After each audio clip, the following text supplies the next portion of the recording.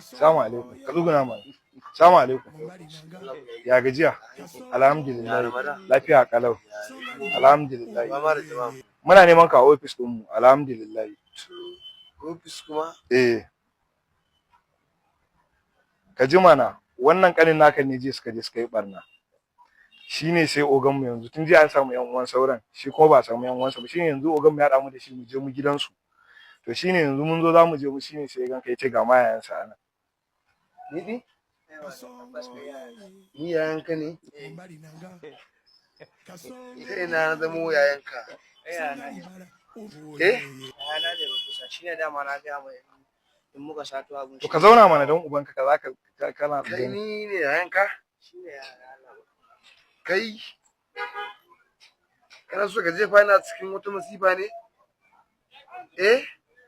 Ni yayanka? Ya mana duk wannan kana ta wani magana in ba yayanka ba tun daga inda muka taso bai nuna kowa ba sai kai kawai shikenan ai bare yi ya nuna wani.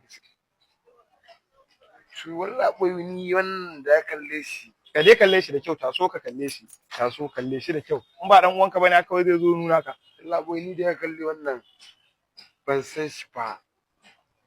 Bai san ni ba. An san ka ma. Kai Aba yaya za ka mai haka na san shi ma. Kai Ka tsuguna abu. Kai ni ka kawo abu. Shi na kawo abu dama na gaya mai kuma. Yaushe na fito da gidan yari. Ha. To kuma gashi har ya san ma lokacin da ka fito kake bata mana lokaci. Kawai ka zo mu je magana haka yayin kana da gaskiya ba wani abu bane. Amma kuma dai ka san da sai shinkafa na zo karba gidan Alhaji ko? Oke shine ka biyo ta nan gurin. Oke. Ina maman ku ɗaya ne kace. Maman mu ɗaya da shi. Ni din ko? Ni din ko? Lalle ne. Me gida batun shinkafa na wannan gida. Duk ka bar maganar shinkafa yanzu za mu je mu in kai wa ogan mu bayani. In yaso ina dan uwanka ne. Wannan kai wannan ka dai tina. Wannan ba dan uwana bane. Ka dai tina. Yaushe na fito da gidan ki. Ka gane shi ko?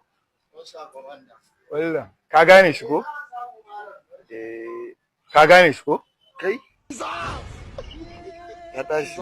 Ba dan uwanka bane ko dan uwanka ne? Kuma ka ce yanzu ka nuna kaman ka gane shi. Kuma kace ta tashi. Ta tashi. Daman ka je kai wani abu ne? Ta tashi.